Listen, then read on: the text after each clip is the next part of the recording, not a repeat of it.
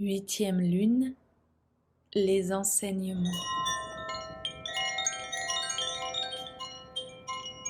La guérisseuse. Mère, chante-moi une chanson qui soulagera ma peine. Reconstitue mes os brisés. Fais que j'éprouve à nouveau le sentiment d'être entière. Occupe-toi de mes enfants dès leur naissance. Chante pour ma mort. Apprends-moi à faire le deuil. Montre-moi la médecine des herbes qui guérissent, la valeur de l'esprit, la façon dont je peux servir.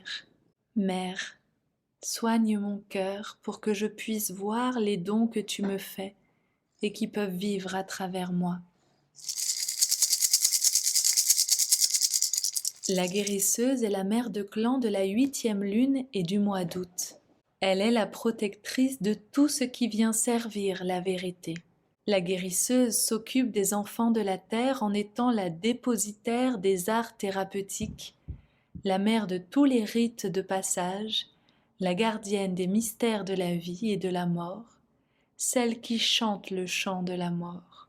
C'est une sage-femme, une herboriste, une femme médecine, une guérisseuse spirituelle, et elle enseigne les cycles de notre chemin sur la terre. Sa couleur est le bleu, qui représente l'intuition, la vérité, l'eau et les sentiments. En tant que gardienne des plantes et des racines qui soignent, elle est intimement liée aux esprits du royaume végétal, c'est-à-dire le peuple de tout ce qui est vert et qui croît.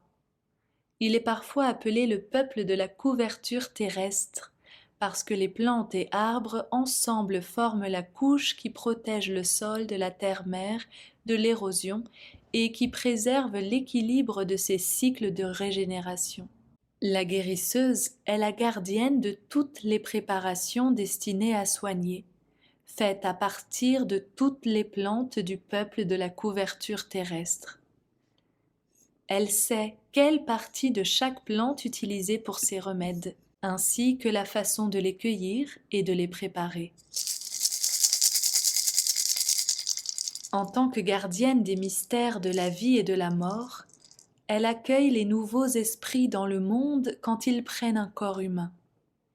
Lorsque la marche terrestre d'un individu est achevée, elle célèbre les êtres qui abandonnent leurs habits de chair ou qui meurent pour le monde de l'esprit.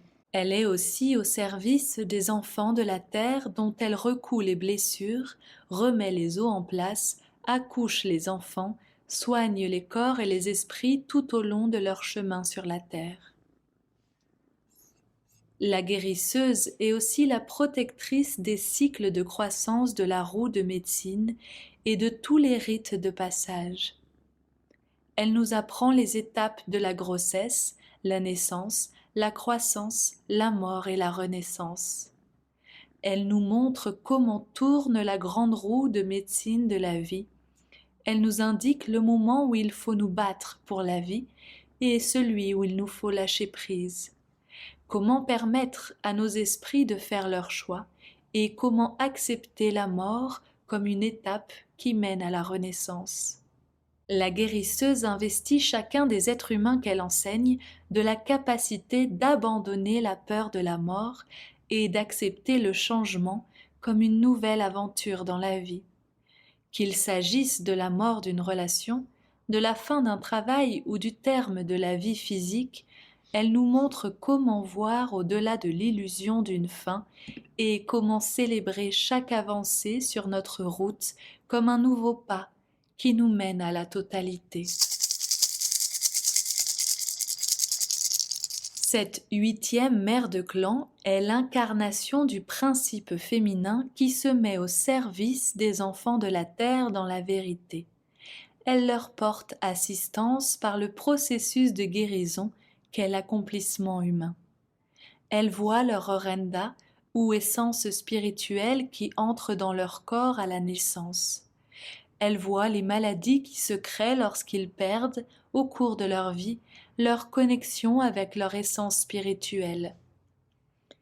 Elle les aide à reprendre contact avec l'éternelle flamme d'amour quand ils décident de soigner leur forme physique et de continuer à cheminer sur Terre. Elle leur montre comment reconnaître le temps où leur mission sur Terre est achevée, le moment où ils sont prêts à devenir un avec Lorenda et à renaître dans le monde de l'esprit. L'histoire de sa médecine est pour nous une façon de comprendre la vaste sagesse qu'elle offre à tous.